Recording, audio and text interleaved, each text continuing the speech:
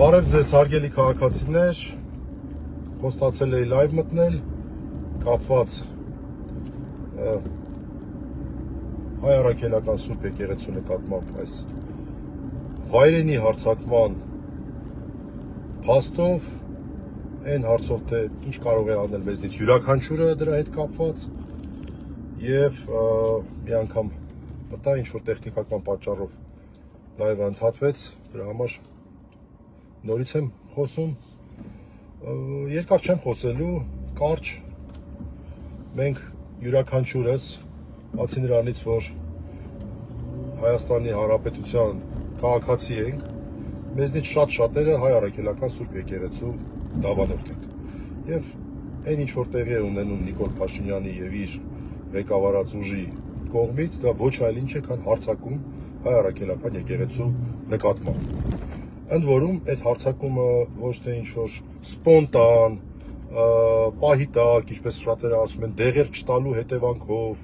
ինչ-որ գործունեություն է, այլ լավ ծրագրված, մշակված, վիրավորանքի, կեղտոտ խոսքերի, անպատասխանատու խոսքերի, հեղինակությունը նվազեցնելու այսպիսի գործողություններ, որի վերջնակետը պետք է լինի կոնկրետ գործողությունը։ Եվ դրա մասին էլ շատ պարզ Նիկոլ Փաշինյանը հայտարարեց, որ անհրաժեշտ է ուրեմն որ Հայաստանի Հանրապետությունը վճռական դեր ունենա ամենայն հայոց կաթողիկոսի ընտրության հարցում, դա ոչ այլ ինչ է կան եկեղեցին բռնագրավելու նախապատրաստություն, դրան ուղղված քայլ, եւ ամենազավեշտալին ասում է բարեվարկության, ուրեմն պետք է տեստ անցնի։ Ուրեմն մի մարդ է ասում բարեվարկության մասին, որ այնպիսի անպարկեշտ արտահայտություններ է թույլ տալի լինելով երկրի ղեկավար, որ ասենք այդ մարդը եւ բարեվարկությունը իրար հետ բացարձակ ոչ մի կապ ունենալ ընդհանրապես չեն կարող։ Բարեվարկություն։ Բայց բարեվարկությունը երկրորդական է, այստեղ հայ առաքելական եկեղեցին բռնագրավելու խնդիր է դրվում եւ մենք 5 իրավապաշտպանների նախաձեռնությամբ շատ արագ երեք արձագանքեցինք, դրան տվեցինք իրավական գնահատական որպես համանդրական կարգի տապալման նախապատրաստություն, որտեղ համանդրական կարգի հիմունքների մեջ է մտնում եկեղեցու անջատ լինելը պետությունից, չի կարող Հայաստանի Հանրապետությունը վճռական դեր ունենալ հայ առաքելական եկեղեցու նվիրապետի տվյալ դեպքում ամենայն հայոց կաթողիկոսի ընտրության հարցում չի կարող։ Մեր համանդրությունը դա թույլ չի տալիս եւ դա ուղղակի հակաբնական է նաեւ այն տեսանկյունից, որ հայկական ինքնության մեջ հայ առաքելական եկեղեցին ունի ինքնուրույն եւ վճռական նշանակություն, այն ժամանակ այդ պետություն չի եղել, հենց հայ առաքելական եկեղեցին է բազմաթիվ գործառույթներ իրականացրել։ Սկսած այն ամենակենցաղային ԶԱԳՍ-ի գործառույթներից շատ կներեք, վերջացրած քաղաքական գործառույթով։ Այդ պարզ հարց տամ։ Օրինակ, այն քաղաքը, որտեղ որ Մայր Աթոռն է, ինչ ենք մենք կոչում։ Մենք եկեղեցական անունով կոչում ենք Էջմիածին, ճիշտ է։ Որ մեկը տա պետական անունով կոչում Վաղարշապատ։ Բայց իմանանք, որ պետական անունը այդ քաղաքի ամենևին Էջմիածին չի, Վաղարշապատ է։ Որ մեկը տա ասում, ես վաղը գնում եմ Վաղարշապատ։ Ինչ որ մեկը տես կա։ Սա է ցույց տալիս եկեղեցու եւ պետության հարաբերակցությունը։ Մենակ այս օրինակը հերիք է, ուրիշ բաներ էլ չեմ ուզում ասել։ Այս օրինակը լի բավարար է։ Մեզ երեք մեր հայտարարության հետ կապված որոշ հարցեր եւ քննադատություններ հնչեցին, ինչ անեն քաղաքացիները, որտեղ մենք կոչ էինք ուղղել բոլոր միջոցներով պաշտպան լինել կամ հանդես գալ պաշտպանությամբ։ Պարտիկ ասում են, ոչ կարող ենք դա անել։ Այս լայվի նպատակը նաև 5 իրավապաշտպանների նախաձեռնության այդ հայտարարության հետ կապված որոշ հարցեր պարզաբանելն է, որոշ գաղափարներ տալն է։ Կուզեք կընդունեք, չեք ուզի չեք ընդունի, ձեր գործն է։ Ուրեմն, ինչ կարող ենք անել։ Ինչպես կարող ենք ցույց տալ պաշտպանությունը։ Պարզ բան։ Մեր եկեղեցու ամենակարևոր արարողությունը կամ մարդու կապը եկեղեցու հետ ամենևին մոմ վառելը չի, այլ մի կարևորագույն իրադարձություն, մի արարողություն է, ծիսակատարություն է, խորհրդակատարություն է, որը տեղի է ունենում ամեն կիրակի, պլյուս որոշ դեպքերում նաև այլ օրերի, որը կոչվում է պատարագ։ Սովորաբար ժամը 11-ին է սկսվում, օրինակ մայր տաճարում կամ Գրիգոր Լուսավորիչ մայր տաճարում, Մայր Աթոռի մայր տաճարում, Գրիգոր Լուսավորիչ մայր տաճարում Երևանի ժամը 10:30, հիմնականում կամ 10-ից կամ 10 կամ 11-ին։ Մի չխնաղագույն արարողություն, խորհրդակատարություն, որի բուն նպատակը բովանդակությունը քրիստոնյայի կապն է Քրիստոսի հետ։ Այդ կապը նույնիսկ նյութականացված մակարդակով, բովանդակային մակարդակով տալն է հաղորդության ձևով, որ տեղի է ունենում մոտ 2 ժամ տևող այդ խորհրդակատարության վերջում, երբ քահանան որպես միջնորդ է հանդես գալիս մարդու եւ Աստծո միջև։ Դարերով մշակված գեղեցկագույն ծիսակարգ, դարերով մշակված եւ հիմնականում խնդիր է առաջանում գրափարի հետ կապված, բայց գիտեք, այնտեղ փոքրիկ պատարակամատույց կոչվող գրքույկներ կան, ցանկացած եկեղեցում կարող եք մտնել եւ վերցնել, որտեղ որ մանրամասն քայլ առ քայլ նկարագրված է ցանկացած գործողություն, դրանով հետևելով կարող եք այսպես նաև պատկերացնել, հասկանալ, թե ինչ է կատարվում։ Ինչ կարող ենք անել հարցի առաջի պատասխանը։ Հենց վաղը, սիրելի եղբայրներ եւ քույրեր, ցույց տալու համար ձեր պաշտպանությունը կարող եք անհատապես յուրաքանչյուրը գնալ պատարագի։ Պատարագի շատ-շատերը գնում են, շատ-շատերը չեն գնում, նրանք ովքեր որ իրենց համարում են եւ հանդիսանում են հայրաքելական Սուրբ եկեղեցու զավակներ, այ վաղը որպես ձեր պատասխանը է այս ամենին, գնալ եւ ցույց տալ, որ դուք եկեղեցու ոչ թե կողքին եք, կողքին բառը այստեղ սխալ է, այլ եկեղեցու մաս եք, որտեղ սա կողքինի հարց չէ, եկեղեցին հոգևորականները չեն միայն, եկեղեցին մենք բոլորս ենք, հոգևորական դասը եւ աշխարհական դասը։ Եվ մի հատ շատ ավելի կոնկրետ եւ այսպես եթե կարող ենք ասել նուրբ առաջարկ, որովհետեւ ես օրինակ այս չգիտեի դրա մասին։ Տեսեք, այ որ վաղը գնաք պատարագի, եթե չգիտեք իհարկե, կարծում եմ շատերը չգիտեն, ես չգիտեի։ Այնտեղ կարող եք տեսնել տարբեր եկեղեցիներում տարբեր տեղերում է։ Օրինակ Սուրբ Խաչ եկեղեցում ձախի վրա է, Գրիգոր Լուսավորիչում աջի վրա է, ինչ որ մի այսպես փոքր տեղ կա, սեղան է, որտեղ որ թղթեր են դրված։ Կարող եք մոմավաճառներին հարցնել, ձեզ կհուշեն։ Դա ինչի համար է։ Ուրեմն պատարագի ժամանակ, պատարագի ընթացքում, հատկապես երկրորդ կեսում, քահանան մեր խնդրանքով, բացի ընդհանրական աղոթքներից, նաև անհատական աղոթքներ է կատարում մեր խնդրանքով, մեր նշած անձանց համար։ Կամ եթե հանգուցյալ են հոգու հանգստության եւ հիշատակության համար, իսկ եթե ողջ են, ապա հոգու եւ մարմնի բժշկության համար։ Երկու առանձին թղթերով։ Ընդ որում, այդտեղ որ թղթերը եւ գրիչը դրված է, դա չի նշանակում, որ դուք չեք կարող տանը մի թղթի վրա գրել ձեր հարազատի կամ որևէ այլ անձի անուն եւ խնդրել, որպեսզի քահանան ծածուկ աղոթքի ժամանակ ոչ բարձրաձայն, այլ խորանում կանգնած, սեղանի առջև կանգնած, ասուն խնդրի նաև աղոթքանի տվյալ անձի համար։ Այ վաղը որ գնաք պատարագի, կարող եք դա տեսնել եւ խնդրել քահանային, որպեսզի աղոթք կանի ձեր հարազատների համար, հանգուցյալների համար առանձին այնտեղ թուղթ կա, ողջերի համար առանձին, կամ դուք կարող եք գրելով ասեմ, բժշկության կամ հանգստության, որ պարզ լինի, թե ինչպիսի աղոթք է կատարելու ծածուկ աղոթքի ժամանակ, այն ժամանակ, երբ որ պատարագի ինչ որ մի հատված է, երբ որ սարկավագը, դպիրները, եղջախումբը, որպես դպիրներ, ինչ որ մի աղոթք են անում կամ երգ են երգում, կամ շարական են երգում, կամ սաղմոս են երգում, չգիտեմ, արարողությունը շարունակում են, այդ պահին կարող եք տեսնել մի քանի այդպիսի հատվածներ կան, որ սեղանի առջև կանգնած ծածուկ, այսինքն ոչ բարձրաձայն, աղոթք է կատարում քահանան, պատարագիչը։ Եվ այդ ընթացքում այդ թղթերը բերում են, դնում են իր առջև, ինքը հերթով հիշատակում է այդ մարդկանց։ Որն է իմ առաջարկը։ Կուզեք կհամաձայնվեք, կուզեք չեք համաձայնվի։ Տեսեք, մեր եկեղեցու վրա հարձակման նպատակը ո՞րն է։ Իմ պատկերացմամբ մեր եկեղեցու վրա հարձակման նպատակներից մեկը նաև այն է, որ մեր եկեղեցին պետությանը փոխարինելով մեր բոլորի արժանապատվությունն է պաշտպանում։ Օրինակ, հենց այս օրերին, հենց հիմա ամենայն հայոց կաթողիկոսը Շվեյցարիայի Բերն քաղաքում, մայրաքաղաքում նախաձեռնել է եւ մասնակցում է Արցախի հայկական հոգեվոր նյութական ժառանգության եկեղեցիների եւ այլն պահպանության վերաբերյալ միջազգային գիտաժողովի։ Դա եկեղեցիների համաշխարհային խորհուրդն է, կազմակերպել մեր նախաձեռնությամբ եւ իրականում այս այն որ ոնց են խաչից սատանաները բանանում, չէ՞, տենց ինչ է, այդ բարկա է, շատ սիրուն հայերեն,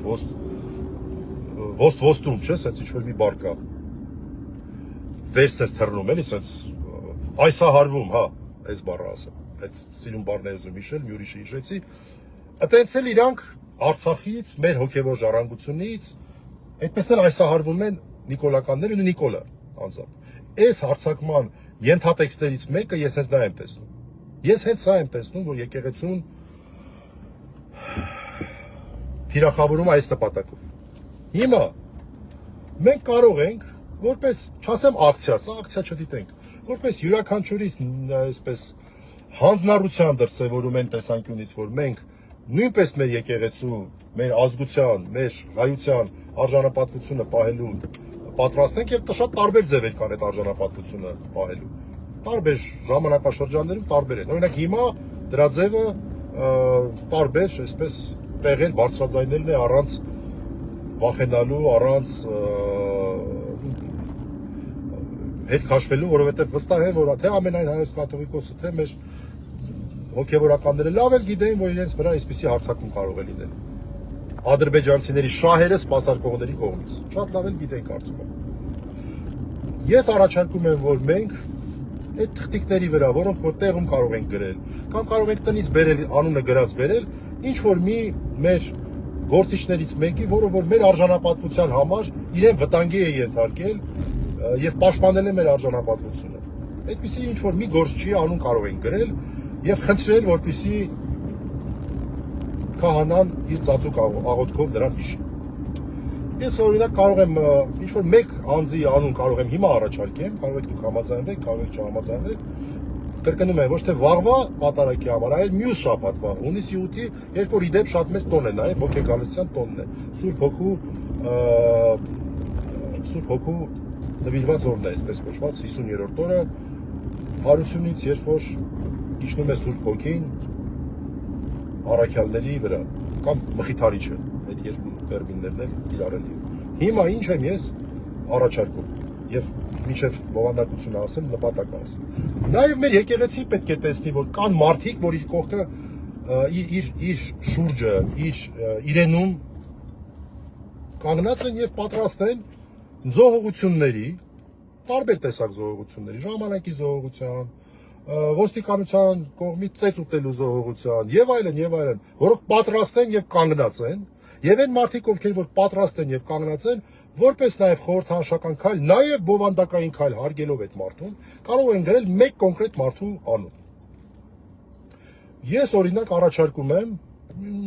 հիմա գտնվում եմ օրինակ այս պահին թեքվում եմ Սայաթ Նովա, հիմա աչով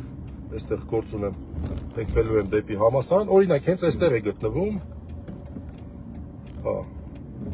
շատ վատ տեղով եմ ասնում, ՔՊ-ի գրասենյակի մոտով եմ ասնում,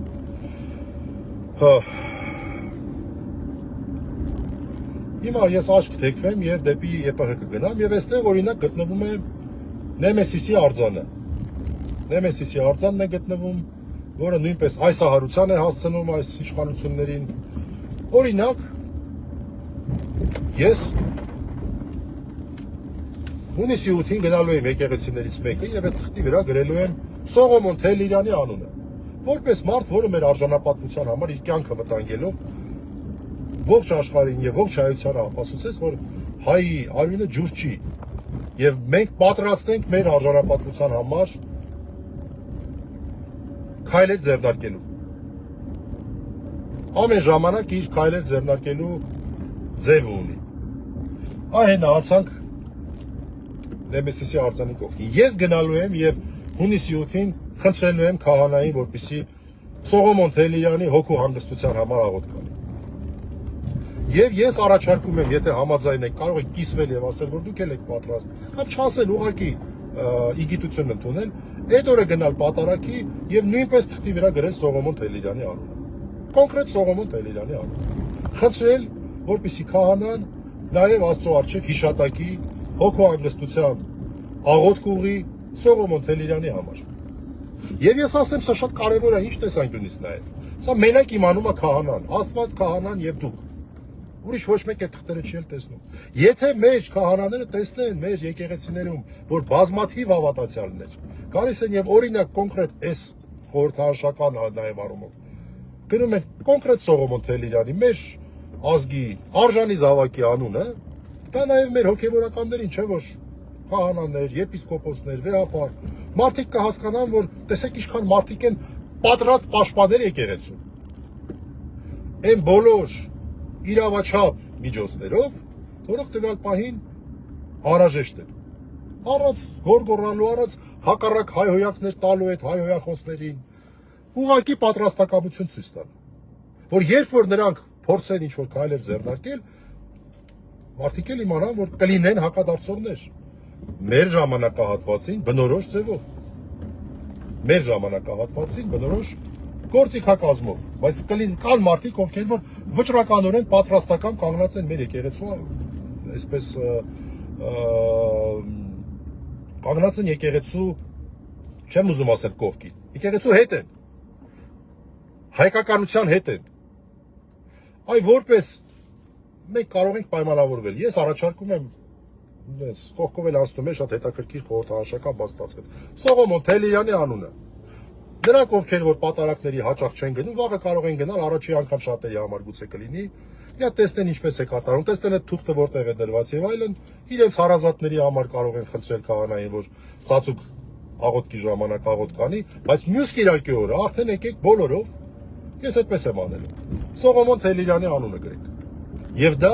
շատ կարևոր ուղերձ կլինի բոլոր այն մարդկանց, ովքեր որ պետք է ծառ ու թեթև անեն, թե ինչ ուղղությամբ զարգացնեն հարձակումը եկեղեցու նկատմամբ։ Այս այլանդակությունը ինչ ուղղությամբ զարգացնեն։ Որ մարդիկ հարցնում են ինչ անենք, այսա արենք։ Կոչ ենք անում այսպես անել կամ առաջարկում ենք կամ ուղի ենք ցույց տալի այսպես անել։ Ես այդպես եմ անելու ամեն դեպքում, իմ ընկերները այդպես են անելու։ Մենք սովորենք խոսքերից բացի ինչ որ նաև բովանդակություն այդտեղ տեսնել եւ սա կարող ենք այդ բովանդակության ինչ որ մի մաս համարել։ Սողոմոն Թելիրյանը այն մարդն է, որը արժանի է հիշատակության։ Արժանի է մեր աղոթքների, մեր խնդրանքի, որ քահանան նրա հոգու հանգստության համար աղոթ կան։ Եվ իդեմս նրան աղոթ կանի բոլոր այն արժանապատիվ մարդկանց համար, որոնք իրենց կյանքը վտանգելով, իսկ հաճախ նաև զոհելով ցույց են տվել, ապացուցել են, որ հայ արժանապատվությունը գետնին գցած չի։ Եվ հիմա էլ մեր ժամանակին բնորոշ ձևով մենք նույնպես կարիք ունենք մեր արժանապատվությունը բարձրացնելու։ Սա կարող է դրա մի փոքրիկ նախերգանքը լինել։ Հիշել, հիշեցնել եւ հավատարմություն հայտնել արժեքին եւ գաղափարին։ Իսկ արժեքը եւ գաղափարը դա ինքնազոհողությունն է, հանուն ուրեմն